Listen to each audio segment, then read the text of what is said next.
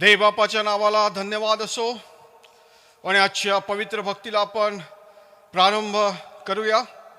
Pentecost दिन नंतरचा 18वा रविवार आणि लॉकडाऊनचा 29वा रविवार याद्वारे आपली पवित्र भक्ती आपण प्रारंभ करीत असताना आपण सर्वजण आपापल्या कुटुंबामध्ये आहात आणि त्यातून परमेश्वराची स्तुती गौरव करण्यासाठी आपण यावेळेस उपासना संगीत गीत क्रमांक 40 हे गीत आपण गाऊया. जगदुद्धारक प्रभू येशूला नित्य मुखे गावे हे गीत आपण सर्वजण मिळून यावेळेस गाणार आहोत. प्रभूला धन्यवाद देणार आहोत.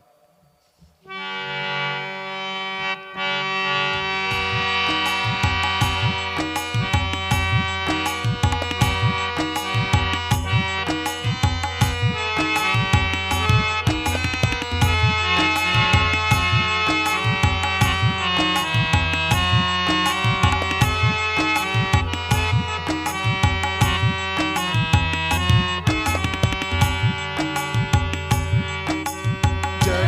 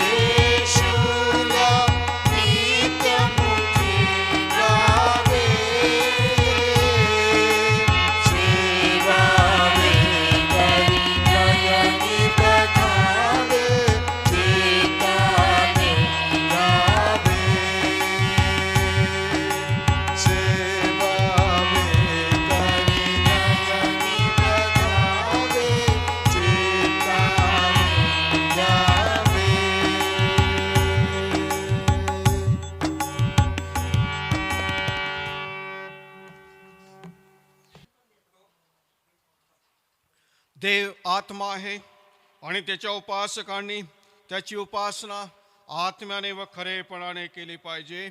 पवित्रतेच्या शोभेने परमेश्वराची उपासना करा.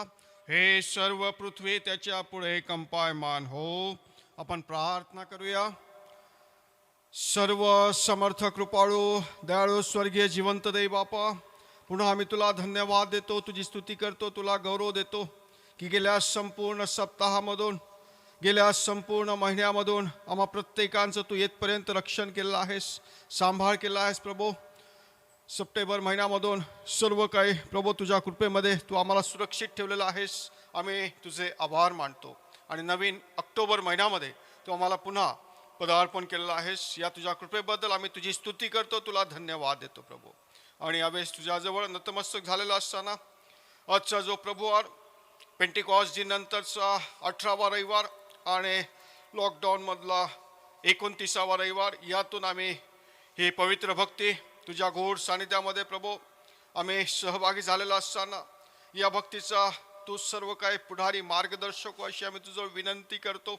आणि प्रभू यावेळेस आम्ही तुझ्याजवळ नतमस्तक झालेला असताना आम्ही विनम्रपणे तुझ्याजवळ आम्ही क्षमा मागतो की गेल्या सप्ताहामधून, गेल्या संपूर्ण महिन्यामधून जे काय आमच्याजवळ चुकलं असेल, चुका झाल्या असतील, कोणाची मनं आमच्याजवळ दुखवली गेलेली असतील, तुझ्या पवित्र आज्ञेचं आमच्याजवळ उल्लंघन झालं असेल, या सर्व प्रभू वाईट कृत्यांबद्दल, पापांबद्दल यावेळेस आम्ही विनम्रपणे तुझ्याजवळ क्षमा मागतो. आम्हाला तू क्षमा कर आणि पुढील संपूर्ण महिन्यातून, पुढील सर्व सप्ताहातून आम्हा सर्वांचं या पवित्र भक्ती करवी तू नव्यानं आमचं सहाय्य करून आमचं नूतनीकरण कर, आम्हाला शुद्ध कर, आमचं पूर्ण जीवन कर आणि तुझा आशीर्वाद या पवित्र भक्ती करवी तू आम्हाला पुन्हा नव्याने प्राप्त करून दे, हीच आम्ही प्रार्थना करतो. आम्ही सर्व तुझ्या हाती स्वाधीन आहोत.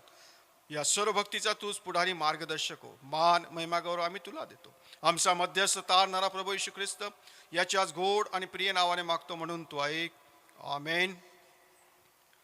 परमप्रिय बंधुजन हो, शास्त्र अनेक स्थळी आम्हास उत्तेजन देते की आम्ही आपली बहुविध पापे व दुष्ट ही कबूल करून पदरी घ्यावीत. ही सर्व समर्थ देव आमचा स्वर्गातील पिता यापासून ढोंग करून लपू नयेत, पण नम्र, लीन, अनुतप्त व अज्ञांकित अंतःकरणाने ती पदरी घ्यावीत. हेतू हा की देवाची अपार कृपा व दया याकडून त्यांची क्षमा व्हावी. आम्ही देवाजवळ नेहमी आपली पापे नम्रतेने पदरी घेतली पाहिजेतच, पण विशेषतः त्याच्याकडून आम्हास प्राप्त झालेल्या अनेक लाभांबद्दल त्याचे उपकार मानण्यास, त्याच्या थोर नावाला साजेशी त्याची स्तुती उघडपणे करण्यास, त्याचे परमपवित्र वचन ऐकण्यास आणि जसे आत्म्यास तसे शरीरासही जे काही आवश्यक असेल ते मागण्यास आम्ही एकत्र जमतो. तेव्हा तर विशेष करून पाप कबुली केली पाहिजे. म्हणून येथे आपण आपापल्या कुटुंबामधून, परमेश्वराच्या सानिध्यामधून आम्ही सर्वजण एकत्रित येऊन मी सर्वांना विनंती करतो की आपण शुद्ध अंतःकरणाने देवाच्या दयासनाजवळ जाऊन आपण दीनवाणीने असे म्हणूया. सर्व समर्थ देवाजवळ नम्रतेने आपण यावेळेस पापे आपली कबूल करूया. हे सर्व समर्थ परम कृपाळू बापा, आम्ही चुकलेल्या मेंढरांसारखे तुझा मार्ग सोडून बहकलो आहोत. आम्ही आमच्याच मनाच्या कल्पनेने व इच्छेने चालत आलो आहोत. तुझ्या पवित्र नियमांचे उल्लंघन आम्ही केले आहे. जे करावे ते आम्ही केले नाही आणि जे करू नये तेच आमच्या हातून घडले आहे व आमच्यात काही स्वास्थ्य नाही. म्हणून हे प्रभो, आम्हा दीन पाप्यांवर दया कर. जे आपली पापे पदरी घेतात त्यास वाचीव. आमच्या प्रभू येशू ख्रिस्ताच्या द्वारे जी वचने तू मनुष्य मात्रास दिली आहेत त्या वचनानुसार जे अनुतापी आहेत त्यांना यथापूर्व कर. आणि हे परमदयाळू बाप्पा, त्या प्रभूसाठी असे कर की यापुढे आम्ही भक्तिभावाने, नीतिमत्तेने आणि नेमस्तपणाने वागून तुझ्या पवित्र नावाचे गौरव करावे. आमेन. सर्व समर्थ कृपाळू प्रभो, तुमच्या सर्व पापांची क्षमा करून तुम्हास त्यापासून मुक्त करू, खरा पश्चाताप करून जीवन सुधारण्यास तुम्हास अवधी देवो आणि पवित्र आत्म्याचा अनुग्रह व समाधान तुम्हास देवो. आमेन. हे प्रभू, आमचे ओठ तू उघड, म्हणजे आमचे मुख तुझी कीर्ती वर्णी. हे ईश्वर, आमचा बचाव करण्यास धाव. हे प्रभू, आम्हास सहाय्य करण्यास त्वरा कर. प्रभूची स्तुती तुम्ही करा, नावाची स्तुती हो. आपण यावेळेस आज करता नेमलेला जुन्या करातला शास्त्रपाठ ऐकणार आहोत. आज करता नेमलेला जो जुन्या करातला शास्त्रपाठ आहे, अनुवादाचा ग्रंथ 13वा अध्याय आणि 1 ते 5 वचनं आपण यावेळेस ऐकूया. आणि मी विनंती करतो सन्माननीय मिसेस कविताताई मंडलिक यांनी याचं वाचन करावं. अनुवाद ह्याचा 13वा अध्याय 1 ते 5 वचन आपण ऐकणार आहोत. अनुवाद 13 1 ते 5. तुमच्यामध्ये एखादा संदेष्टा अथवा स्वप्न पाहणारा प्रकट झाला व त्याने तुम्हाला काही चिन्ह किंवा चमत्कार दाखविले आणि त्या चिन्ह व किंवा त्या चमत्काराला तुम्हाला प्रत्यय आला आणि तुम्हाला अपरिचित असा अन्य देवाला अनुसरून त्याची सेवा करण्याचे त्याने तुम्हाला सुचविले, तरी त्या संदेष्ट्याचे किंवा त्या स्वप्न पाहणाऱ्याचे तुम्ही ऐकू नका. कारण तुम्ही आपला देव परमेश्वर याच्यावर संपूर्ण मनाने व संपूर्ण जीवाने प्रीती करता की नाही हे पाहण्यासाठी तुमचा देव परमेश्वर तुमची ही अशी परीक्षा पाहत आहे. तुम्ही आपला देव परमेश्वर याला अनुसरावे, त्याचे भय बाळगावे, त्याच्या आज्ञा पाळाव्या, त्याची वाणी ऐकावी आणि सेवा करावी आणि त्यालाच चिकटून राहावे. त्या संदेशाला किंवा त्या स्वप्न पाहणाऱ्याला जीवे मारावे. कारण तुमचा देव परमेश्वर ज्याने तुम्हाला मिस्र देशातून बाहेर आणले व दास्यगृहातून सोडविले, त्या तुमच्या परमेश्वर देवाने नेमून दिलेला मार्ग तुम्ही सोडावा, म्हणून तो तुम्हाला फितवितो. अशा प्रकारे तुम्ही आपल्यामधून या दुष्टाईचे निर्मूलन करावे. इथे नेमलेले शास्त्रभाग समाप्त होते. यावेळेस आपण आज करताच नेमलेला पत्राचा द्वितीय शास्त्रपाठ देखील ऐकूया. करंथीकरास पहिले पत्र याचा 8वा अध्याय. मूर्तीला दाखवलेले नैवेद्य. आता मूर्तीला दाखवलेल्या नैवेद्याविषयी आपल्या सर्वांना ज्ञान आहे हे आपल्याला ठाऊक आहे. ज्ञान फुगविते, प्रीती उन्नती करीते. जर कोणाला वाटत असेल की आपल्याला एखादी गोष्ट कळते, तर ज्याप्रमाणे कळले पाहिजे त्याप्रमाणे त्याला अद्याप कळत नाही. जर कोणी देवावर प्रीती करीत असेल तर देवाला त्याची ओळख झालेली आहे. आता मूर्तीला दाखवलेले नैवेद्य खाण्यासंबंधाने आपल्याला ठाऊक आहे की जगात देवाची म्हणून मूर्तीच नाही आणि एकाखेरीज दुसरा देव नाही. कारण ज्यांना देव म्हणून म्हणतात असे स्वर्गात किंवा पृथ्वीवर जरी असले आणि अशी बरीच दैवते व बरेच प्रभू आहेतच, तरी आपला एकच देव म्हणजे पिता आहे. त्याच्यापासून अवघे झाले व आपण त्याच्यासाठी आहोत. आणि आपला एकच प्रभू येशू ख्रिस्त आहे. त्याच्याद्वारे अवघे झाले व आपण त्याच्याद्वारे आहोत. तथापि हे ज्ञान सर्वांच्या ठायी असते असे नाही, तर कित्येकांवर मूर्तीपूजेच्या सवयीचा संस्कार अजून राहिल्यामुळे ते मूर्तीला दाखवलेला नैवेद्य म्हणून खातात. तेव्हा त्यांची सत्सद विवेकबुद्धी दुर्बळ असल्यामुळे ती विटाळते. देवापुढे आपली योग्यता अन्नाने ठरत नाही. न खाण्याने आपण कमी होत नाही आणि खाण्याने आपण अधिक होत नाही. तरी ही तुमची मोकळीक दुर्बळास ठेच लागण्याचे कारण होऊ नये म्हणून जपा. कारण सुज्ञ असा जो तू त्या तुला मूर्तीच्या देवळात जेवावयास बसलेले कोणी पाहिले, तर तो दुर्बळ असल्यास मूर्तीला दाखवलेले नैवेद्य खाण्यास त्याच्या सत्सद विवेक बुद्धीला चालना मिळेल ना. ह्याप्रमाणे ज्याच्यासाठी ख्रिस्त मरण पावला असा जो दुर्बळ बंधू, त्याचा तुझ्या या ज्ञानाच्या योगे नाश होतो. बंधूविरुद्ध असे पाप करून तू त्यांच्या दुर्बळ सत्सद विवेक बुद्धीला धक्का देऊन तुम्ही ख्रिस्ताविरुद्ध पाप करिता. म्हणून अन्नामुळे माझ्या बंधूला अडखळण होत असेल तर मी आपल्या बंधूला अडखळवू नये म्हणून मी मांस कधीच खाणार नाही. येथे नेमलेला द्वितीय शास्त्रपाठ समाप्त.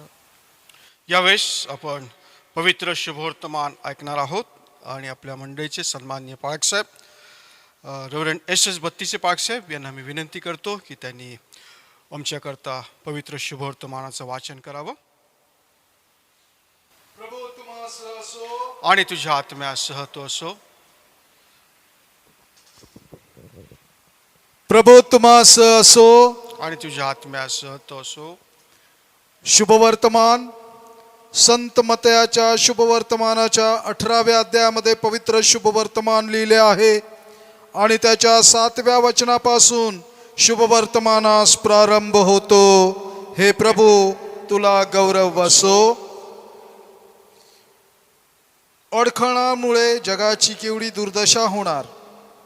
अडखळणे तर अवश्य होणार, परंतु ज्या माणसाकडून अडखळण होईल त्याची केवढी दुर्दशा होणार.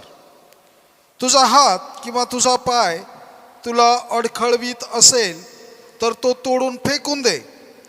2 हात किंवा 2 पाय असून सार्वकालिक अग्नीत पडावे यापेक्षा लुळे किंवा लंगडे होऊन जीवनात जावे हे तुला बरे आहे. तुझा डोळा तुला अडखळवीत असेल तर तो उपटून फेकून दे. 2 डोळे असून अग्नी नरकात पडावे यापेक्षा 1 डोळा असून जीवनात जावे हे तुला बरे आहे. सांभाळा, या लहानातील एकालाही तुच्छ मानू नका, कारण मी तुम्हाला सांगतो, स्वर्गात त्यांचे दिव्यदूत माझ्या स्वर्गातील पित्याचे मुख नित्य पाहतात. आणखी जे हरवलेले त्याला तारावयास मनुष्याचा पुत्र आला आहे. भटकलेल्या मेंढराचा दृष्टांत. तुम्हाला काय वाटते, कोणा एका मनुष्याजवळ 100 मेंढरी असली आणि त्यातून एखादे भटकले तर ती 99 डोंगरावर सोडून त्या भटकलेल्याचा शोध करावयास तो जाणार नाही काय? आणि समजा ते त्याला सापडले तर न भटकलेल्या 99पेक्षा तो त्यावरून अधिक आनंद करील, असे मी तुम्हाला खचित सांगतो. तसे या लहानातील एकाचाही नाश व्हावा अशी तुमच्या स्वर्गातील पित्याची इच्छा नाही. हे ख्रिस्ताचे पवित्र शुभ वर्तमान आहे. हे ख्रिस्ता तुझी स्तुती असो. आपण यावेळेस आपापल्या कुटुंबामध्ये आहोत आणि जर आपापल्या कुटुंबामधून आपल्याला जर उभं राहता येत असेल तर आपण या शुभवर्तमानाद्वारे आपण सर्वजण मिळून प्रेषितीय सिद्धांत संग्रह आपण सर्वजण मिळून म्हणणार आहोत.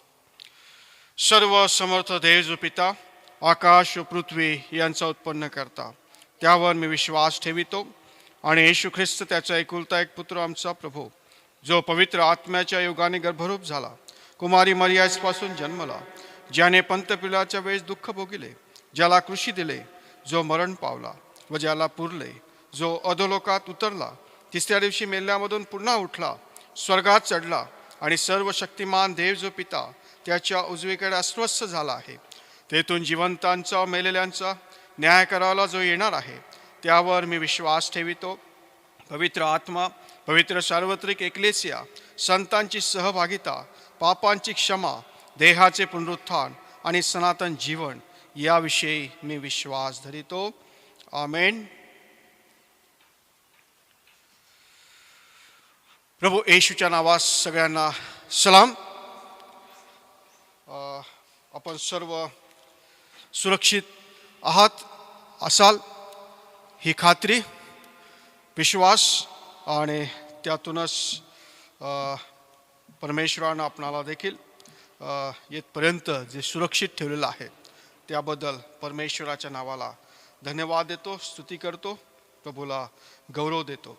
आणि आजच्या या प्रभुवाद्वारे पुन्हा नवीन अशा ऑक्टोबर महिन्यामध्ये परमेश्वरानं आम्हाला आणलेलं आहे आणि गेली संपूर्ण सप्टेंबर महिन्यातून येथपर्यंत आम्हा सर्वांचं रक्षण केलेलं आहे आणि अनेक अशा प्रसंगामधून आमचा सांभाळ करून आम्हाला आशीर्वादित ठेवलेलं आहे. प्रभूची स्तुती असो, गौरव असो.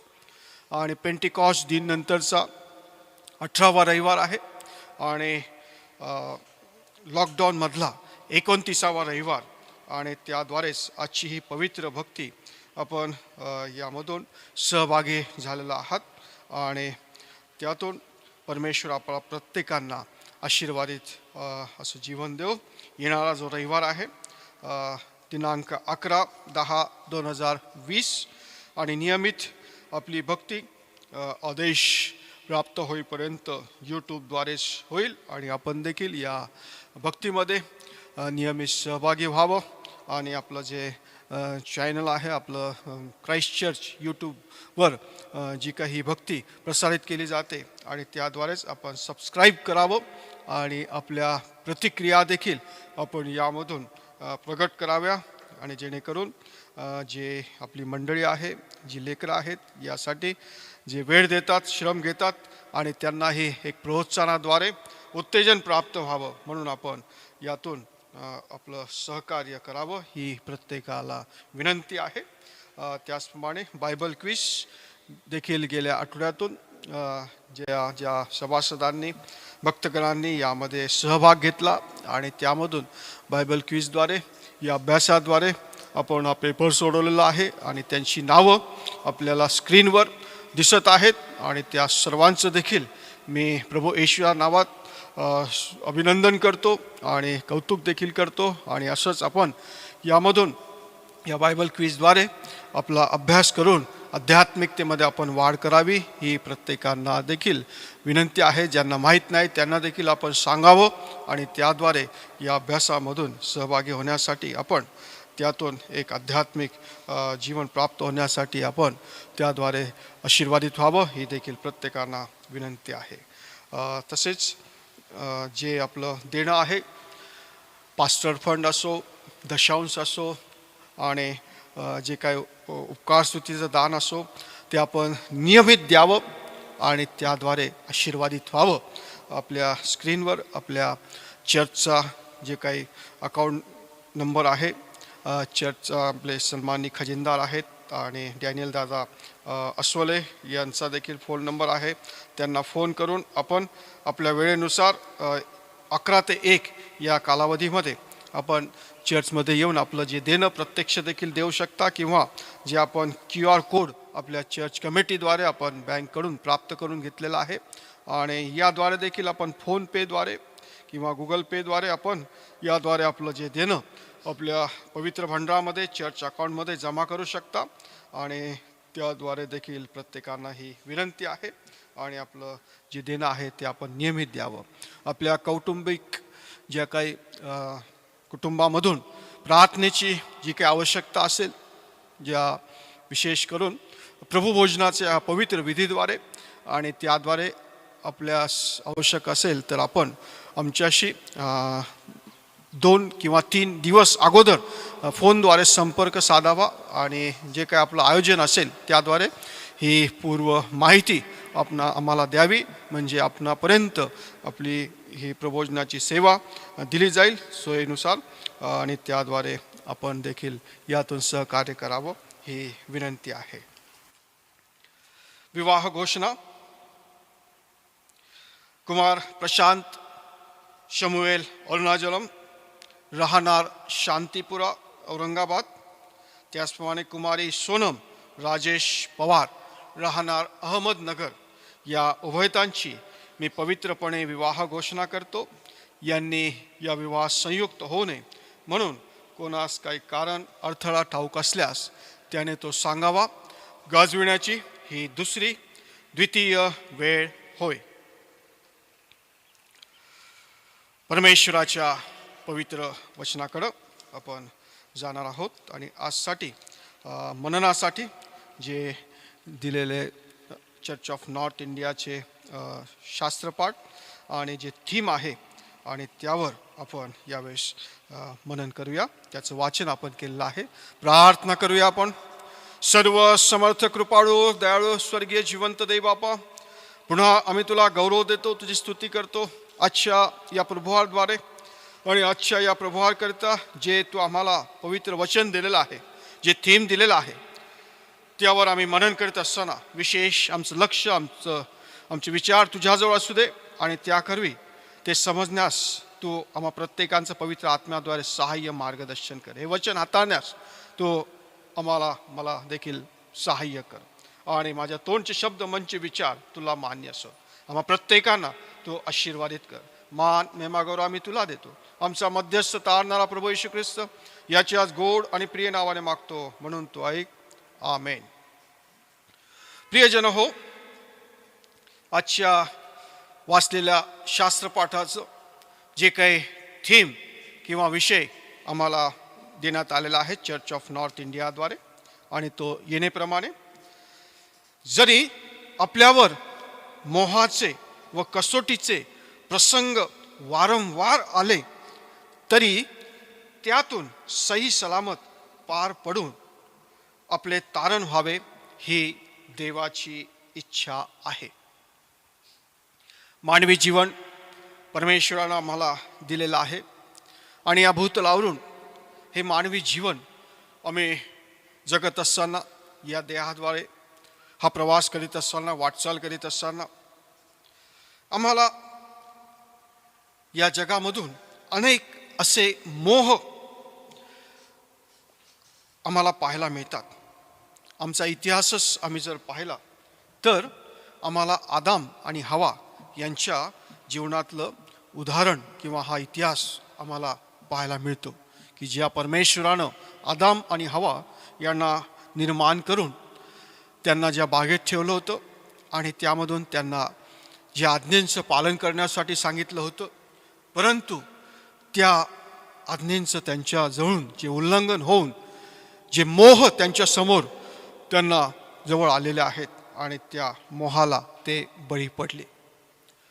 प्रभू येशू ख्रिस्ताच्या जीवनामधून देखील आम्हाला बघायला मिळतं की 40 दिवस आणि 40 रात्र ज्या सैतानाकडून परीक्षा व्हावी म्हणून त्याला अरण्यात जावं लागलेलं आहे आणि त्यानंतर परीक्षकांजवळ त्याची परीक्षा झालेली आहे, जी कसोटी झालेली आहे. जे मोह त्याच्या समोर आलेले आहेत, त्या सैतानानं ते मोह आणलेले आहेत, परंतु प्रभू येशू ख्रिस्तानं त्या मोहावर विजय प्राप्त केलेला आहे आणि त्या विजयामध्ये तुम्हाला आणि मला त्या विजयामध्ये त्याने आणलेलं आहे.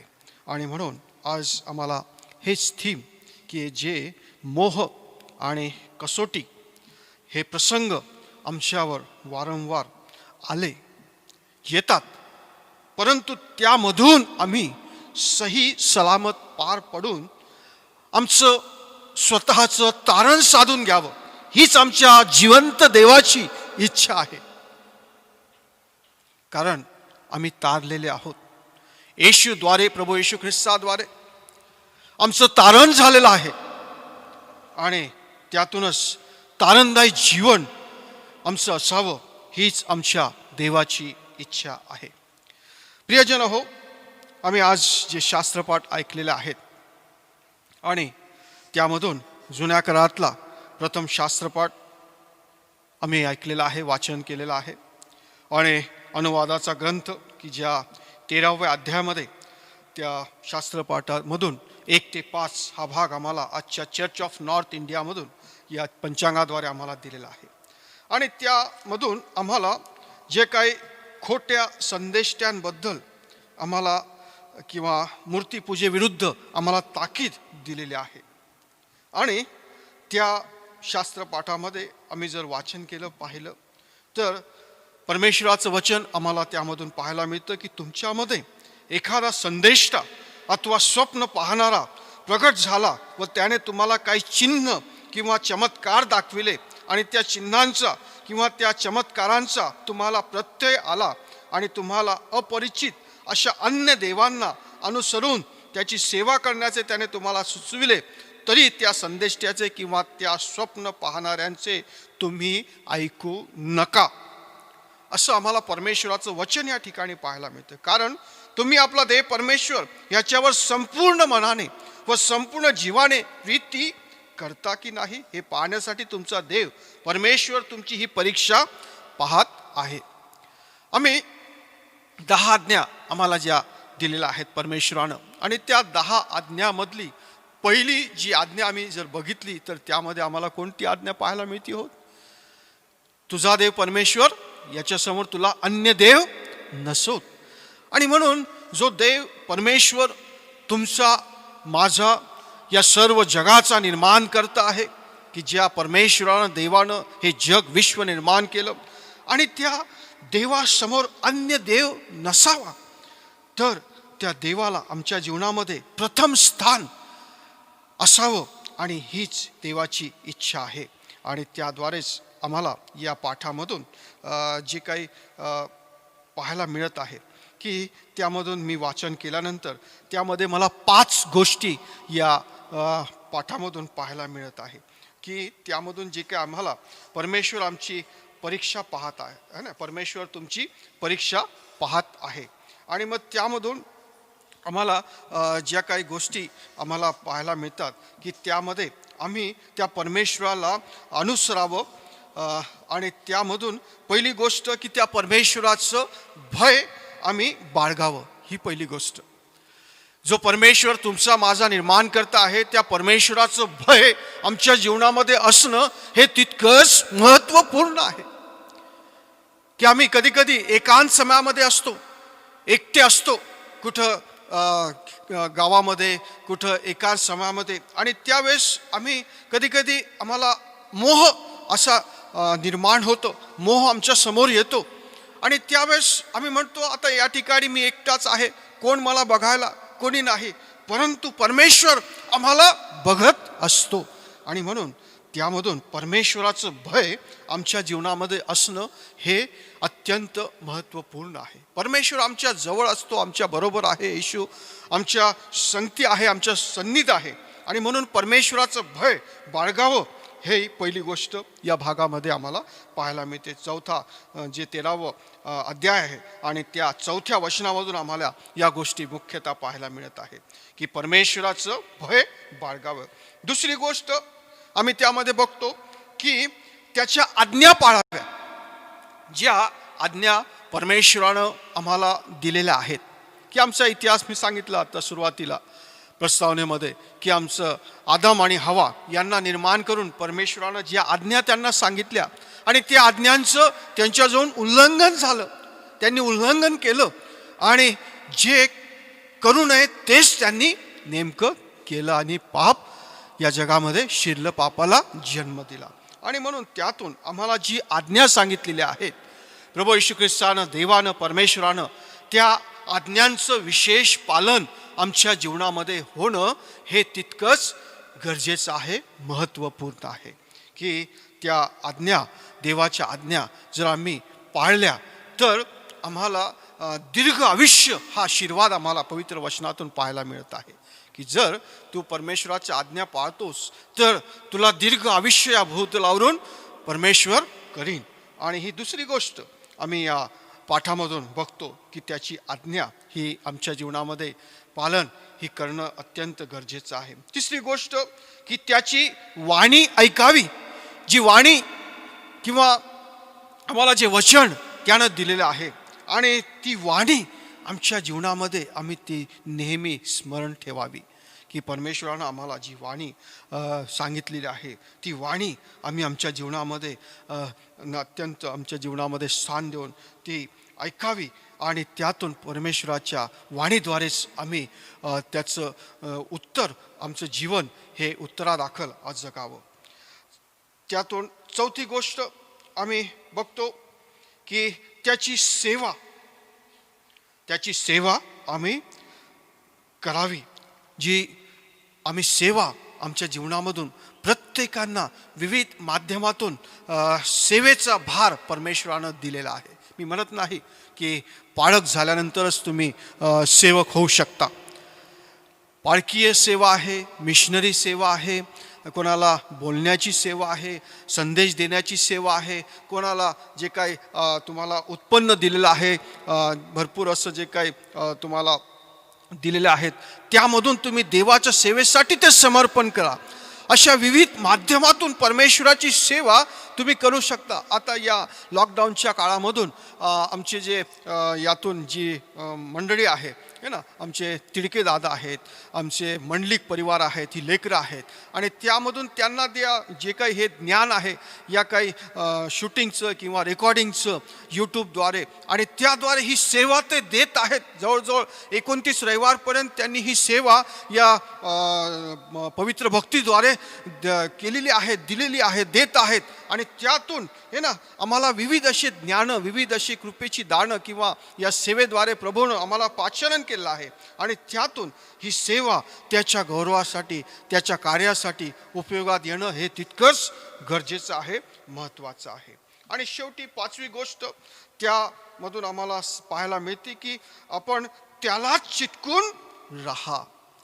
त्यालाच चिटकून राहा म्हणजे त्या जो परमेश्वर आमचा निर्माण करता आहे आणि त्यामधून आम्हाला जे काही निर्माण केलेलं आहे त्या परमेश्वरानं आणि त्या परमेश्वरालाच त्या सत्यालाच आम्ही चिटकून राहणं हे तितकंच महत्त्वपूर्ण आहे की आमच्या या जीवनामधून आमच्या वाटचालीमधून अनेक जे काही आम्हाला विविध असे संदेश खोटे संदेश येऊन आम्हाला त्यामधून कधीकधी विश्वासामध्ये आम्हाला दूर नेण्याचा प्रयत्न करतात.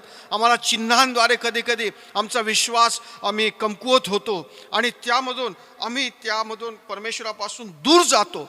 परंतु त्यामधून आम्ही एकनिष्ठ राहून परमेश्वरालाच आम्ही सत्य देवाला जिवंत देवालाच ज्या सर्व अन्य माझ्यासमोर अन्य देव तुला नसावा तर त्यामधून आमच्या परमेश्वराला आम्ही चिटकून राहणं हेच आम्हाला परमेश्वरानं या पवित्र वचनातून सांगितलेलं आहे. आणि देवाने नेमून दिलेला जो मार्ग त्यामधून आम्ही त्याचं आत्मसात करून आम्ही त्यामध्येच वाढावं आणि त्यातून जे काही फितविणारे आहेत त्या फितविणाऱ्याला आम्ही दूर सारून दुष्टाईचे निर्मूलन करावे असं या पवित्र पाठामधून जुन्या कराच्या या ग्रंथामधून अनुवादाच्या या पाठामध्ये आम्हाला आजच्या या पंचांगाद्वारे हा शास्त्रपाठ आम्हाला पाहायला मिळत आहे.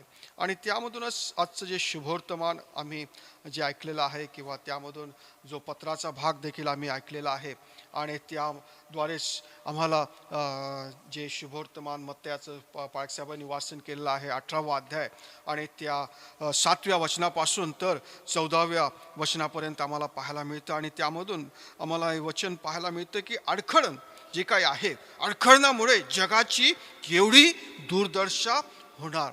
आणि म्हणून अडखळण आमच्या जीवनामध्ये कोणाला आम्ही अडखळण नसावं. खोटे संदेश ते येऊन देवापासून विश्वासापासून दूर नेण्यासाठी काही लोकांना अडखळण होतात. परंतु त्या खोट्या संदेष्ट्यांची किंवा अडखळण जे आणत आहेत त्यांची केवढी दुर्दशा होणार असं पवित्र वचन आम्हाला या शुभवर्तमानामधून आम्हाला पाहायला मिळत आहे. आणि अडखळणे तर अवश्य होणार.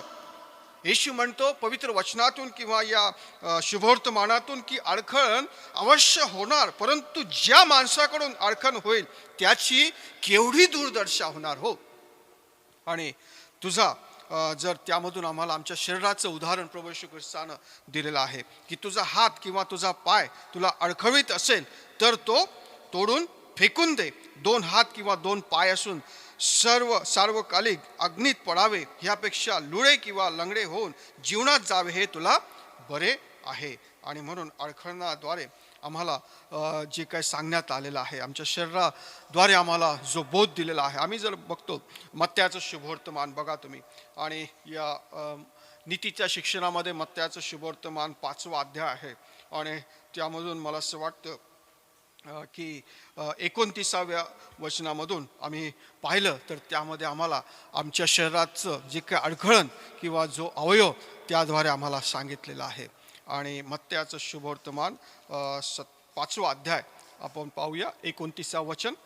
तुझा उजवा डोळा तुला पापास प्रवृत्त करीत असेल तर तो उपटून टाकून दे. कारण तुझे संपूर्ण शरीर नरकात टाकले जावे. ह्यापेक्षा तुझ्या एका अवयवाचा नाश व्हावा हे तुला हिताचे आहे. आणि पुढचं देखील तुम्ही 30वं वचन वाचू शकता नंतर आणि त्याद्वारे तुम्ही त्यामधून पहा की आम्हाला अडखळण जे आहे ते अडखळण यासाठी जे काय आम्हाला सांगितलेलं आहे. आता या ठिकाणी डोळा तुझा जो काय अडखळण आहे तुझा हात अडखळण आहे तर तो एकदम कापून टाक, तो उपटून टाक आणि लगेच आम्ही तो डोळा उपटून टाकावा तसं नाही. तर जे काही आम्ही तो डोळा उपटण्यापर्यंत ज्यावेळेस जो डोळा आम्ही उपटतो किंवा आमचा हात ज्यावेळेस कापून टाकू त्यावेळेस जेवढ्या वेदना होतील त्या शरीराला तशा वेदना आमच्या शरीराला होणं म्हणजे जे काही आम्ही आमच्या जीवनामधून पापाला मोहाला बळी पडलेलो आहोत आणि त्यामध्ये आम्ही आहारी गेलेलो आहोत की आम्ही गुलाम झालेलो आहोत आणि त्याद्वारे आम्ही ते आम्हाला सोडवत नाही आणि आम्हाला कधी कधी सकाळी उठलं की आम्ही एकदम त्यासाठी ॲडिक्ट झालेलो असतो आणि मग त्यासाठी आम्हाला कधी कधी आम्हाला ऐकायला मिळतं की काय पाळक साहेब मला ते घेतल्याशिवाय होत नाही आणि मग सकाळी उठल्याशिवाय मला ते सवय झालेली आहे आणि म्हणून ते ज्यावेळेस आम्ही सोडतो त्यावेळेस आम्हाला एवढा काय त्रास, आम्ही आजारी पडतो, आम्ही सिरियस होतो, आम्हाला एवढं शरीर आमचं काही वेदनामय होतं आणि तसा त्रास आमच्या शरीराला जरी झाला तरी ते सहन करणं हे विशेष आहे, कारण त्याद्वारे तुम्ही स्वतःला त्या नरकामध्ये जावं हे तुमच्या जीवनासाठी हिताचं नाही. आणि म्हणून त्यासाठी तुम्हाला जे काही अडखळण आहे ते तुम्ही कापून टाका, बाजूला सारून द्या आणि त्या वेदना ज्या आहेत त्या तुम्ही सहन करा, ते तुम्हाला हिताचं आहे. आणि त्यातूनच आम्हाला या शुभवर्तमानातून प्रभू येशू ख्रिस्तानं जे सांगितलेल्या अडखळणाविषयी आणि त्याद्वारेच आम्हाला जे प्रभू येशू ख्रिस्त म्हणत आहे की 2 हात किंवा 2 पाय असून सार्वकालिक अग्नीत पडावे ह्यापेक्षा लुळे किंवा लंगडे होऊन जीवनात जावे हे तुला बरे आहे. आणि त्यातून आम्हाला जे काही मोल आमचं विशेष त्याने दाखवून दिलेलं आहे की जे 100 मेंढरं आहेत आणि त्या 100मधून एक जर भटकलेलं आहे आणि त्या एकाचं मोल 99 तर शाबित आहेत, परंतु त्या एकाचं मोल आम्हाला त्यामधून विशेष प्रभू येशू ख्रिस्त दाखवून देत आहे की त्या एकाला भटकलेल्यासाठी तो शोधण्यासाठी आमच्यासाठी तो ह्या जगामध्ये आलेला आहे. आणि म्हणून तो या वचनामधून आम्हाला पाहायला मिळतं की भटकलेल्या 99पेक्षा तो त्यावरून अधिक आनंद करील असे मी तुम्हाला खचित सांगतो. तसे ह्या लहानातील एकाचाही नाश व्हावा अशी तुमच्या स्वर्गातील पित्याची इच्छा नाही. आणि त्यासाठी आमचं मोल देवाजवळ अत्यंत महत्त्वाचं आहे. काय आज आम्ही ह्या जगामध्ये आपलं जीवन जगत असताना कोणासाठी आम्ही एक चांगलं असं झालेलं आहोत काय, की आम्ही कोणासाठी अडखळण बनलेलो आहोत. आजचं जे पत्र तुम्ही ऐकलेलं आहे आणि तुम्ही वाचू शकता, करंतिकरास पहिले पत्र याचा 8वा अध्याय, आणि त्यामध्ये देखील मूर्तीला दाखवलेला जो नैवेद्य आहे त्याविषयी सांगितलेलं आहे. आणि संत पौलाच्या ज्या सेवा कार्यामधून आम्हाला त्यानं सांगितलेलं आहे की जे दुर्बळ बंधू आहेत आणि त्या दुर्बळ बंधूंच्या मनाची चलविचल होऊ नये म्हणून आमच्याजवळ ती खबरदारी घेणं हे गरजेचं आहे.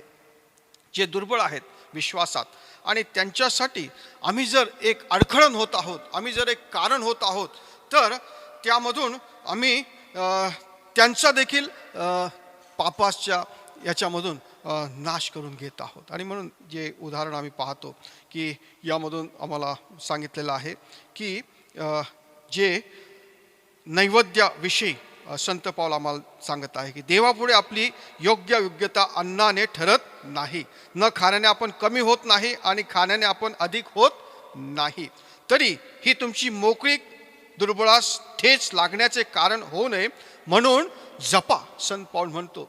आणि त्यामधून जर मी एखाद्या कारण सुज्ञ असा जो तुला मूर्तीच्या देवळात जेवावयास बसलेले कोणी पाहिले तर तो दुर्बळ असल्यास मूर्तीला दाखवेल नैवेद्य खाण्यास त्याच्या सत्सत विवेक बुद्धीलाही चालना मिळेल हे ना. आणि म्हणून खाणं मूर्तीच्या जर मी एखाद्या मूर्तीला दाखवलेलं नैवेद्य किंवा त्यामधून मी जर त्या ठिकाणी बसून ते जेवण करत आहे, सेवन करत आहे, तर मला एखादा छोटा माझा चर्चचा मुलगा किंवा एखादी व्यक्ती जर बघत आहे तर तो देखील माझं अनुकरण करेल आणि त्याद्वारे त्याला वाटेल पाळक साहेब या ठिकाणी जात आहेत तर मी का जाऊ नये. आणि म्हणून त्यासाठी आम्ही दुसऱ्यासाठी एक आदर्श किंवा आम्ही अडखळण होऊ नये त्यासाठी त्यामध्ये त्यांना देखील जे काही आम्ही एक विशेष असे खबरदारी घेऊन आम्ही त्यांच्या दुर्बळ विश्वासाला सबळ विश्वासामध्ये त्यांना भक्कम बनवणं हे तितकंच महत्त्वपूर्ण आहे. आणि त्यातूनच आम्हाला आजच्या या थीमद्वारे की जे मोह आहे, जे कसोटी आहे आणि त्या आमच्या जीवनामध्ये वारंवार येतात, परंतु त्यामधून आम्ही आमचं तारण साधून घ्यावं हीच देवाची इच्छा आहे. मी मागच्या संदेशामधून 5 गोष्टी मी आपणापुढे ठेवल्या होत्या. पुन्हा एक मी या अभ्यासामधून किंवा आजच्या संदेशामधून पुन्हा ठेवू इच्छितो. सुरुवातीला मी पहिल्या ज्या शास्त्रपाठातून 5 गोष्टी ठेवलेल्या आहेत आणि त्यातूनच हे ना देव आमची कसोटी होऊ देतो, कारण आम्हाला शिस्त लागावी. आम्ही शिस्तीमध्ये आमचं जीवन जगावं. जी आमच्यावर कसोटी येते किंवा आम्हाला जे काही परीक्षा गुदरती आणि त्यामधून आम्ही एक शिस्तीमध्ये वाढावं, शिस्त आम्हाला लागावी म्हणून ती कसोटी होते. दुसरी गोष्ट, कसोटीमुळे आम्हाला एक धीर, जे हिंमत उत्पन्न होतं. कसोटी जी आम्हाला येते, कसोटी करावी लागते आणि त्यामधून आम्हाला जो सामना करावा लागतो त्यामधून आम्हाला एक हिंमत निर्माण होते, आम्हाला एक धैर्य निर्माण होतं, धीर निर्माण होतं. तिसरी गोष्ट, आम्हाला या कसोटीद्वारे एक अनुभव यावा आणि तो अनुभव येणं कसोटीद्वारे हे अत्यंत गरजेचं आहे ना. आम्हाला जी कसोटी होते आणि त्या कसोटीचा अनुभव देखील आमच्या जीवनामध्ये आम्हाला प्रत्येकाला आला पाहिजे. आणि ती कसोटी आमच्या जीवनामध्ये, प्रत्येकाच्या जीवनामध्ये आहे, तुमच्या जीवनामध्ये आहे, माझ्या जीवनामध्ये आहे आणि त्यामधून हा अनुभव येणं तितकंच महत्त्वपूर्ण आहे, गरजेचं आहे. कसोटीमुळे आम्हाला विश्वासाचे पारख होऊन आम्ही परिपक्व होतो, आम्ही मजबूत होतो, आम्ही एक त्यामधून विश्वासामध्ये तयार होतो आणि म्हणून त्या कसोटीद्वारेच आमची विश्वासाची पारख होऊन आम्ही परिपक्व होणं देखील महत्त्वाचं आहे. 5वी गोष्ट, शेवटली, ही कसोटीमुळे देवाची ओळख होऊन येशू कोण आहे हे सत्य आम्हाला समजून येतं. जो येशू आम्हाला या जगामध्ये जीवन घेऊन आलेला आहे, तारण घेऊन आलेला आहे आणि तो तारणारा, की त्यामधून आम्ही सही सलामत आम्ही तारण साधून घ्यावं, आमच्या जीवनामधून आम्ही सत्य देवाला ओळखावं आणि त्याच देवाची हीच इच्छा आहे. अशा 5 गोष्टी पुन्हा मी या संदेशाद्वारे आपणा पुढे ठेवू इच्छितो. आणि त्याद्वारे सुरुवातीला मी सांगितलेलं आहे की ज्या 5 गोष्टी त्या पाठामधून, की पहिली गोष्ट, देवाचं भय बाळगा. दुसरी गोष्ट, तुम्ही आज्ञेचं पालन करा. तिसरी गोष्ट, देवाची वाणी ऐका. आणि चौथी गोष्ट, की तुम्ही देवाची जी सेवा आहे, जे काही तुम्हाला परमेश्वरानं आशीर्वादित केलं आहे, पाचारण केलेलं आहे, तुम्हाला जी दानं दिलेलं आहे, त्याद्वारे परमेश्वराची सेवा तुम्ही मनोभावे करा. आणि 5वी गोष्ट, की त्यालाच तुम्ही चिटकून राहा. अशा या 5 ज्या काही गोष्टी या संदेशाद्वारे मी आपणापुढे ठेवू इच्छितो. आणि आमच्या जीवनामध्ये अडखळण मी सांगितलं की कोणाला आम्ही होऊ नये, तर आम्ही एक आदर्श असं जीवन त्यासाठी व्हावं आणि त्याद्वारे देवाचा मार्ग जो आहे त्यामध्ये आम्ही त्यांना न्यावं. अडखळण जर आहे तर त्याची केवढी दुर्दशा होणार असं आम्हाला सांगितलेलं आहे. अडखळण जर आहे तर आमचं जे काही जीवन आहे त्यामधून आम्हाला ज्या सत्य जिवंत देव आहे आणि त्या देवाद्वारे आम्हाला आमचा आशीर्वाद देखील त्यापासून आम्ही वंचित आहोत. आणि आज एक छोटंसं उदाहरण मी देऊ इच्छितो की एक नदी होती आणि त्या नदीमध्ये विंचू तुम्हाला माहीत आहे ना, जहाल विंचू, तो विंचू पाण्यामध्ये बुडत होता. आणि तो विंचू बुडत असताना त्याने जवळच बघितलं की एक कासव होतं त्या ठिकाणी आणि त्या कासवाला मदतीसाठी त्याने आवाज दिला, अहो कासव दादा, मला वाचवा, कृपा करून मला तुमच्या पाठीवर बसवा, म्हणजे मी बुडणार नाही आणि मला त्या ज्या टेकडीवर जायचं आहे त्या टेकडीवर मला तुम्ही पाठीवर घेऊन जाऊन सोडवावं, अशी मी तुम्हाला विनंती करतो. त्यावेळेस कासवदादा त्यांना म्हणाला की अहो विंचू दादा, तुम्ही मला डंक माराल, कारण तुमचं हे गुणधर्मच आहे डंक मारण्याचा. आणि मग तो विंचू त्यांना म्हणू लागला कासवदादाला की नाही, मी तुम्हाला आश्वासन देतो की मी तुम्हाला डंक मारणार नाही. ठीक आहे. आणि मग कासवदादा त्या ठिकाणी आले. कासवदादाच्या पाठीवर हा विंचू बसला आणि मग कासवदादा त्या नदीमधून त्यांना घेऊन जाऊ लागले. आणि जाता जाता खोल पाण्याजवळ ते आले. खोल पाण्याजवळ आल्यानंतर तो विंचू त्याला राहवलं गेलं नाही आणि जो गुणधर्म आणि त्या गुणधर्माद्वारेच त्या विंचवाने जो काही डंख होता तो डंख त्या कासवाला मारला आणि त्यावेळेस त्या कासवाला मोठं वाईट वाटलं. तो डंख त्याला डसला आणि तो त्या विंचवाला म्हणाला, तू तर मला आश्वासन दिलं होतं की मी तुला डंख मारणार नाही. आणि मग तो विंचू त्याला म्हणाला की अहो कासव दादा, मला ना राहवलंच गेलं नाही, हा माझा गुणधर्म, आणि तो मला मारावा लागला आणि मी त्यातून तुम्हाला तो डंख मारला आणि ते दोघंही बुडून मरून गेले. शेवटी सांगण्याचं तात्पर्य की आमचं जे काही अडखळण असतं किंवा आमचा जो गुणधर्म असतो आणि त्यामधून कधी कधी आम्ही स्वतःचाही नाश करून घेतो आणि दुसऱ्याचाही नाश त्यांचाही करून घेतो. आणि त्यासाठीच आम्ही कोणासाठी अडखळण होऊ नये किंवा दुसऱ्याला देखील आम्ही त्यामधून त्यांचाही नाश करून त्यांनाही त्या नरक अग्नीसाठी आम्ही जाण्यासाठी आम्ही त्यांना कारणीभूत होऊ नये.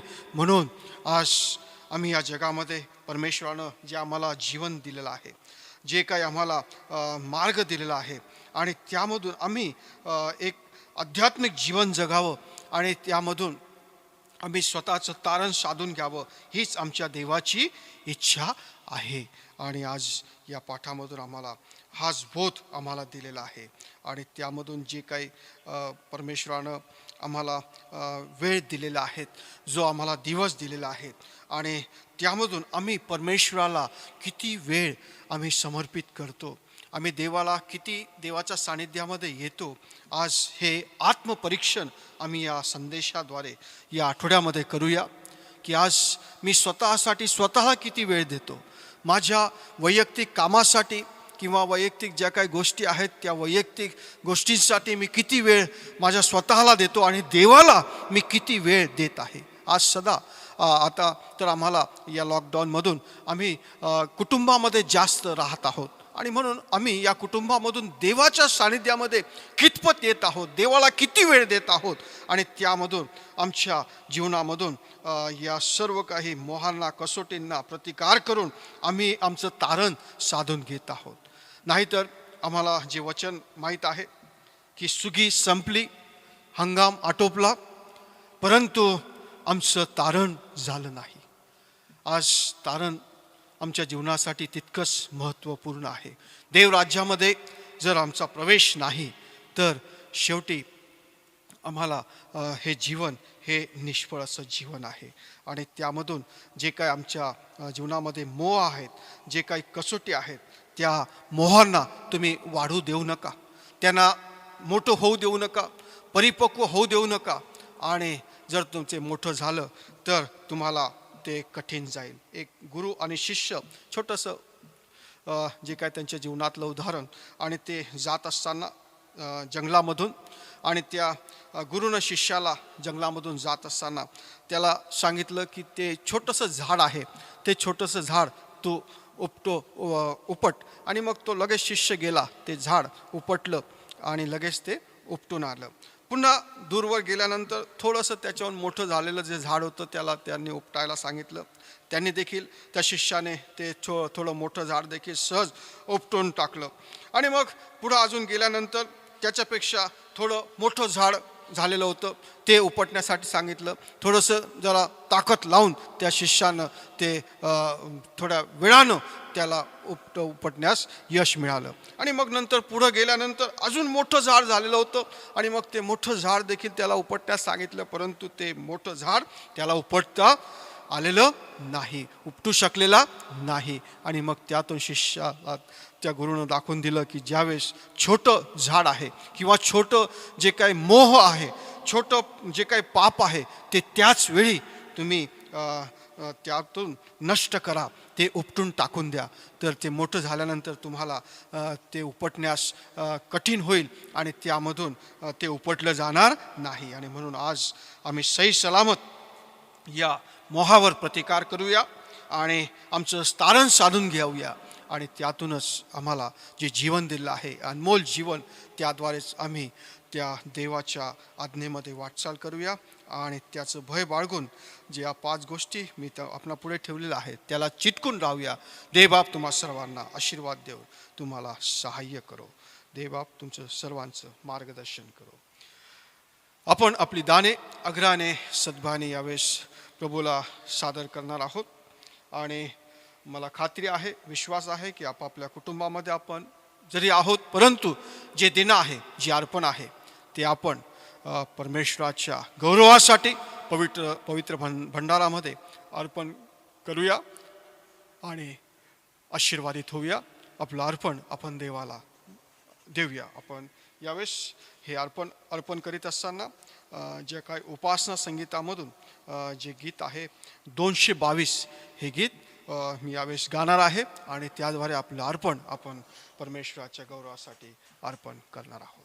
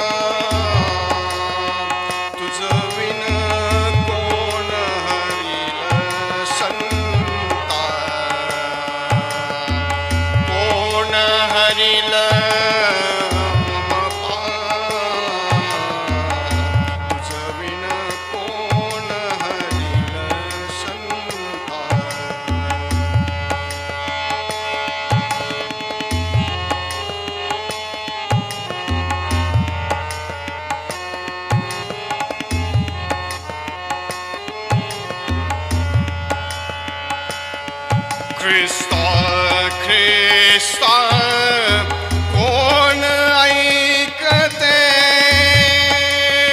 ख्रिस्ता कोण ऐकते, माझा करुण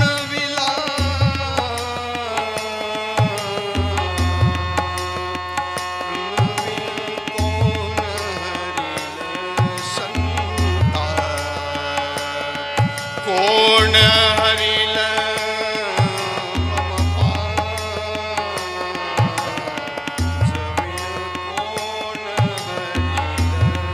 संता.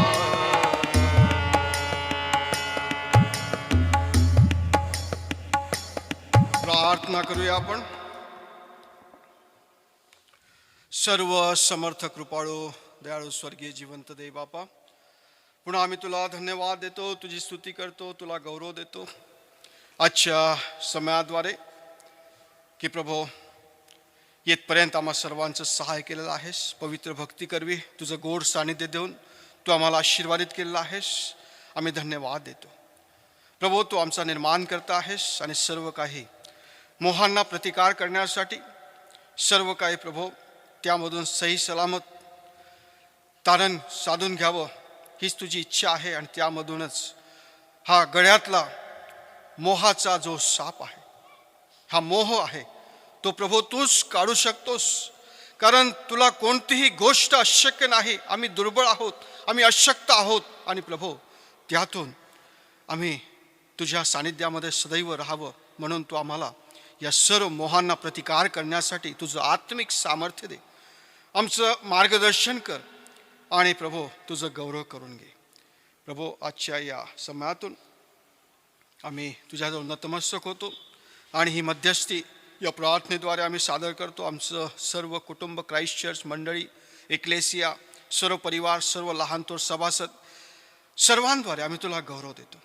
आमची पास्टरेट कमिटी, सर्व सभासद प्रभो, प्रत्येकांना तुझा आशीर्वाद दे आणि या सेवेद्वारे वाटचाल करीत असताना प्रभो प्रत्येक पास्टरेट कमिटीच्या सभासदांचं देखील तू मार्गदर्शन कर आणि त्याद्वारे प्रत्येकांना तू तुझ्या कृपेमध्ये आशीर्वादयुक्त कर.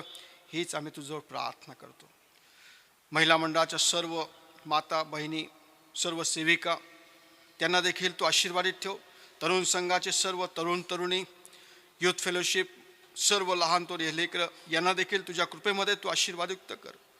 आणि प्रभो त्याचप्रमाणे संडे स्कूलची जी लहान बालकं, त्यातून त्यांना शिकविणारे, घडविणारे त्यांचे शिक्षक, या सर्वांना देखील तो आशीर्वादयुक्त ठेव.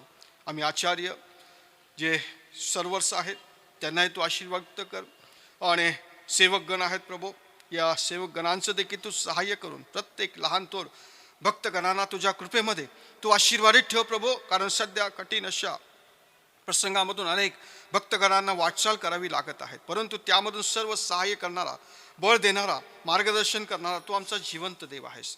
जे आजारी आहेत प्रभो, आणि आम्ही यावेळेस विशेष जे स्क्रीनवर ज्यांची नावं आहेत प्रभो, प्रत्येकांना तू नावाने ओळखतोस आणि ज्यांनी जी नावं पाठवलेली आहेत त्यांच्यासाठी प्रार्थना करतो की त्यांना तुझ्या कवेत घे. जे काय शरीरामधून प्रभो, जे काय अशक्तपण आहे, जी गरज आहे, जी काय प्रभो त्यांच्यामधून शरीरामधून जी काही आवश्यकता आहे ती सर्व प्रभू येशूच्या नावात तू पूर्ण कर, आशीर्वादयुक्त कर. त्यांना तू स्पर्श कर आणि तुझं आरोग्यदायी जीवनाद्वारे बा परमेश्वर तू त्यांना सशक्त देऊन तू आशीर्वादित कर. हीच आम्ही प्रार्थना करतो.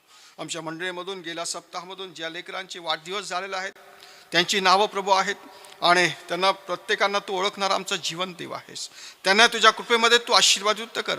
नवीन जीवनामध्ये वाटचाल करण्यासाठी तू नवीन आशीर्वादान तू त्यांनाही बा परमेश्वर नवीन बनव. जे ॲनिव्हर्सरीज झालेले आहेत कुटुंब, दाम्पत्य, त्यांनाही तू तुझ्या कृपेमध्ये आशीर्वादित करून बा परमेश्वरा तुझा आशीर्वाद तू त्यांनाही दे. हीच आम्ही प्रार्थना करतो. आणि आमच्या या कुटुंबामध्ये, मंडळीमध्ये तुझी शांती, तुझं ऐक्य, तुझं आशीर्वाद जीवन सदैव आणि सदैव असू दे. आमच्या धर्मप्रांत, मराठवाडा धर्मप्रांत प्रभू, या धर्मप्रांतावर देखील तुझा वर्चस्व असू दे. या धर्मप्रांतामध्ये जी गरज आहे, आवश्यकता आहे, ती सर्व काही तू जाणणारा आमचा समर्थ देव आहेस प्रभू.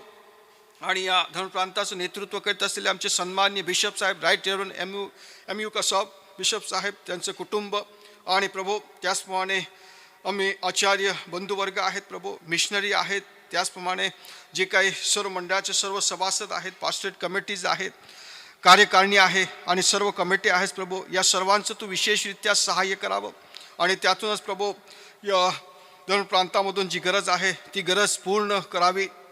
बिशप साहेबाला सहकार्य करणारे सन्माननीय सचिव आहेत, खजिनदार आहेत, आमचे उपाध्यक्ष आहेत, या सर्वांचं देखील, पदाधिकाऱ्यांचं देखील तू मार्गदर्शन करून बा परमेश्वरा या धर्मप्रांताकरवी तुझंच आणि तुझं तू गौरव करून घ्यावं. जी सध्या आर्थिक गरज आहे प्रभू, पाळक लोकांच्या, मिशनरी लोकांच्या वेतनासाठी जी गरज आहे प्रभू पैशाची, ती सर्व तू आपल्या पवित्र भंडारातून पूर्ण कर, आशीर्वादयुक्त कर. कारण सर्व काही देणारा तो आमचा जिवंत देव आहेस प्रभू. कारण तू आम्हाला सर्व काही निर्माण करून बा परमेश्वरा त्यामधून आम्हाला तू सर्व काही आशीर्वादानं आशीर्वादित करणारा आमचा पिता तू आहेस प्रभू. आम्ही तुझ्याजवळच ही प्रार्थना सादर करतो आणि या धर्मप्रांतामधून असलेल्या सर्व काही बा परमेश्वरा जे काही आवश्यक असलेल्या गोष्टी तू आशीर्वादित कर, पूर्ण कर. ही आम्ही तुझं विशेष आग्रहाची विनंती करीत आहोत. आमचं church of north India CNI, की ज्या CNI अंतर्गत असलेले 27 धर्मप्रांत आहेत आणि त्यामधून त्याचं नेतृत्व करण्यासाठी देव केलेले सन्माननीय आमचे मॉडरेटर साहेब, डेप्युटी मॉडरेटर आणि सर्व बिशप, सर्व चर्चेस, सर्व पाळक, सर्व सेवकगण, जे संस्था आहेत, संस्था चालक आहेत प्रभू, या सर्व सेवकांचं तू विशेष सहाय्य करावं. आणि आमच्या CNIवर देखील, चर्च ऑफ नॉर्थ इंडियावर देखील बा परमेश्वर तुझा वर्चस्व असू द्यावा आणि त्यातून देखील पवित्र परमेश्वर जी काही गरज आहे, आवश्यकता आहे, ती सर्व काही तू आपल्या पवित्र भंडारातून पूर्ण करून आशीर्वादयुक्त करावी, तुझं गौरव तू करून घ्यावं. ही आम्ही तुझं विशेष प्रार्थना करतो प्रभू. आणि आमच्या CNIवर देखील तुझा वर्चस्व असू दे. सर्व डिनॉमिनेशन्स जे आहेत प्रभू, संस्था आहेत जे तुझ्या सेवेची, सुवार्थेची जी घोषणा करत आहेत प्रभू, आणि सर्व या सेवकगणांचं वर्गाचं, पालक वर्गांचं, पास्टरांचं, रेव्हरंड मिशनऱ्यांचं प्रभू तू सर्व सहाय्य करावं. विविध माध्यमातून, विविध खेड्यापाड्यातून प्रभू तुझ्या सुवार्थेची घोषणा ते करत आहेत प्रभू. आणि प्रभू येशू ख्रिस्ताद्वारे अनेकांना ते तुझ्याजवळ आणत आहेत. अशा सर्व सेवकांचं देखील तू मार्गदर्शन करावं. त्यांच्याही सर्व काय सेवेमधून, अडीअडचणीमधून जी काही त्यांना गरज आहे ती सर्व प्रभू तू गरज आपल्या पवित्र भंडारातून, पवित्र आत्मकर्मी प्रभू तू पूर्ण कर, आशीर्वादयुक्त कर आणि त्यांचं सहाय्य करून तू त्यांचाही पाठबळ हो, हीच आम्ही प्रार्थना करतो प्रभू. आम्ही यावेळेस विशेष प्रार्थना करतो की आमच्या भारत देशासाठी प्रभू, या आमच्या भारत देशावर तुझा वर्चस्व असू दे. आणि प्रभू या देशामधून देखील प्रभू अनेकांचं जीवन विस्कळीत झालेलं आहे आणि त्यामधून प्रभू सर्व काही सुरळीत करणारा, सुस्थळीत परमेश्वरा तू सर्व काही यातून मार्ग देणारा आमचा जिवंत देव आहेस प्रभू. यावेळेस विशेष आम्ही प्रार्थना करतो आमच्या भारत देशाचे सन्माननीय राष्ट्रपती, त्याचप्रमाणे आमच्या भारत देशाचे सन्माननीय पंतप्रधान, आमच्या भारत देशाचे सर्व काही पुढारी, आमचे राज्यपाल, त्याचप्रमाणे प्रभू आमच्या महाराष्ट्राचे मुख्यमंत्री, आमचे महाराष्ट्राचे आरोग्यमंत्री प्रभू आणि सर्व जे काही सरकार आहे, जे पदाधिकारी आहेत प्रभू, या सर्व सेवक गणांचं, सर्व काही पुढारी गणांचं प्रभू तू मार्गदर्शन करावं, सहाय्य करावं. आणि प्रभू जे काही कठीण परिस्थितीमधून या देशामधून बा परमेश्वरा वाटचाल करत असताना विविध अशा निर्णयाद्वारे प्रभू सेवेद्वारे ते वाटचाल करत असताना विशेष त्यांचं तू मार्गदर्शन करून सर्व निर्णय घेण्यासाठी तू पवित्र आत्म्याद्वारे सर्व काही त्यांचं सहाय्य करता व्हावा आणि प्रभू तो त्यांचा सोबती व्हावा, हीच आम्ही विशेष तुझं आग्रहाची प्रार्थना करतो प्रभू. आणि प्रत्येकांचा तो मार्गदर्शक होऊन त्यांना तो आशीर्वादयुक्त ठेव. आम्ही यावेळेस विशेष आठवण करतो जे डॉक्टर्स आहे, परिचारिका आहे, या सेवेसाठी दिवस रात्र सेवा करत आहे, सेवा देत आहेत. त्याचप्रमाणे पोलीस दल आहे प्रभू, सर्व या सेवकांचं विशेष सहाय्य करावं. आर्मी दल आहे प्रभू आणि या सर्व काही जवानांचं देखील तू मार्गदर्शन करावं. त्याचप्रमाणे प्रभू सफाई कामगार आहेत आणि सर्व जे लहान तो सेवकगण आहे प्रभू, या सर्व सेवकांचं तू मार्गदर्शन करून प्रभू प्रत्येकांना तुझ्या पवित्र आत्म्याद्वारे तू त्यांचा सर्वदा मार्गदर्शक होऊन, त्यांचा तू सर्वदा सोबती होऊन प्रभू या सेवेसाठी प्रभू त्यांना तू सशक्त ठेवून, आरोग्यदायी जीवनानं तू त्यांना आशीर्वादयुक्त ठेवून तू त्यांचा पाठबळ हो, त्यांचा पाठीराखा हो आणि सदैव तू त्यांचा सोबती हो, हीच आम्ही प्रार्थना करतो प्रभू. आणि त्याद्वारे आम्ही विशेष प्रार्थना करतो ज्या करुणा या आजारानं जे पीडित आहेत प्रभू, त्यांनाही तुझ्या स्पर्शाद्वारे, येशूच्या स्पर्शाद्वारे, आरोग्यदायी जीवनाद्वारे तू त्यांनाही स्पर्श कर आणि एक उत्तम आरोग्य देऊन बा परमेश्वरा तुझ्या कृपेमध्ये तू त्यांना सशक्त करावं, एक साक्ष त्यांच्या जीवनामध्ये तयार करावे आणि तुझं गौरव करून घ्यावं, हीच आम्ही प्रार्थना करतो प्रभू. आमचं जग जे आहे, या जगाचे सर्व राष्ट्र, सर्व जे काही पुढारी गण आहेत प्रभू, त्या सर्वांचं देखील तू सहाय्य करून प्रभू त्यांचं मार्गदर्शन करावं या कठीण परिस्थितीमधून आणि त्यांच्या सेवेबरोबर परमेश्वर सर्वांचा तू सोबती होऊन तुझं गौरव करून घ्यावं, हीच आम्ही प्रार्थना करतो. या सर्व आम्ही आता मध्यस्थ तुझ्या चरणापाशी सादर करतो. आम्हा प्रत्येकांवर तुझा आशीर्वाद असू दे. त्याचप्रमाणे या सेवेसाठी जे मंडलिक परिवार, जे लेकरं प्रभू सेवा देत आहेत त्यांना तू आशीर्वादित ठेव. आमचे सन्माननीय प्रशांतदादा तिळके, त्यांचं कुटुंब, त्याही परिवाराला तू आशीर्वादित ठेव आणि त्यांचे सर्व काय तू मार्गदर्शन करून तुझ्या कृपेमध्ये तू त्यांना आशीर्वादित ठेव, हीच आम्ही विशेष आग्रहाची प्रार्थना करतो. आज या भक्तीप्रसंगी जे काही देणं, जे काही अर्पण प्रभू तुझ्या पवित्र भंडारामध्ये ज्या भक्तगणांनी अर्पिलेलं आहे त्या अर्पणांचा स्वीकार कर, त्यावर तुझा आशीर्वाद पाठव आणि प्रत्येकांच्या कौटुंबिक जीवनात, त्यांच्या कमाईत तू त्यांना बरकत देऊन आशीर्वाद कर आणि सदैव तुझ्या कृपेमध्ये, तुझ्या आश्रयामध्ये तू सदैव त्यांना सुरक्षित ठेव, हीच आम्ही प्रार्थना करतो. आम्ही सर्व तुझ्या हाती स्वाधीन आहोत. जो संपूर्ण जगासाठी आमचा मध्यस्थ तारणारा प्रभू येशू ख्रिस्त, की ज्या प्रभू येशू ख्रिस्तानं आमच्यासाठी ह्या जगामध्ये येऊन तारणाचा मार्ग दिला, तोच आमचा तारणारा मुक्तिदाता, उद्धारकर्ता प्रभू येशू ख्रिस्त, याद्वारे प्रार्थना तुझ्या चरणापाशी सादर करतो आणि त्याच्याच गोड आणि प्रिय नावाने मागतो, म्हणून तू ऐक. आमेन. हे आमच्या स्वर्गातील बापा, तुझे नाम पवित्र मानले जाओ, तुझे राज्य येऊ, जसे स्वर्गात तसे पृथ्वीवरही तुझ्या इच्छेप्रमाणे हो. आमची रोजची भाकर आज आम्हास दे, जशी आम्ही आमच्या अपराधांची क्षमा करतो तशीच तू आमच्या अपराधांची क्षमा कर आणि आम्हास परीक्षेत आणू नकोस, तर आम्हास वाईटापासून सोडव, कारण की राज्य, सामर्थ्य आणि गौरव हे सर्व काळ तुझीच आहेत. आमेन. सर्व बुद्धी सामर्थ्याच्या पलीकडे असलेली देवाने दिलेली शांती तुमची अंतकरणे व मने देवाच्या आणि त्याचा पुत्र येशू ख्रिस्त आपला प्रभू याच्या ज्ञानात प्रीतीत राखो आणि सर्व समर्थ देव, पिता, पुत्र आणि पवित्र आत्मा यांचा आशीर्वाद तुम्हावर असो आणि सदा सर्वदा तुम्हा सह राहोत. आमेन. आपल्या चर्चच्या सभासद सौ हेमा राणी शिरीष पाटोळे यावेळेस त्यांच्या जीवनातील साक्ष देतील. त्यांच्या जीवनामध्ये प्रभूनं जे काही कार्य केलेलं आहे आणि त्यांना एक नवीन जन्माद्वारे नवीन आशीर्वाद असा देऊन त्यांना आशीर्वादित केलं आहे. यावेळेस मी त्यांना विनंती करतो त्यांनी आपली साक्ष द्यावी. Praise the Lord. ख्रिस्तात सर्व मंडळीला सलाम. मी राठोड पाळीक साहेबांचे आणि बत्तीसे पाळीक साहेबांचे मनापासून आभार मानते की त्यांनी ही संधी मला दिली की मी आपली साक्ष आपणापर्यंत पोहोचवावी. छोटीशी साक्ष आहे, पण माझ्या आयुष्यामध्ये परमेश्वराने अद्भुतरित्या काम केलेलं आहे. मार्च महिन्यामध्ये मला कळालं की मला प्रेग्नेन्सी आहे. मला प्रेग्नेन्सीचं काहीच भान नव्हतं की राहील वयोमानाप्रमाणे किंवा थायरॉईड असल्यामुळं मला राहू शकतं असं मला कल्पनाही नव्हती. पण अचानकरित्या परमेश्वराने हा आशीर्वाद देऊन आशीर्वादित केला.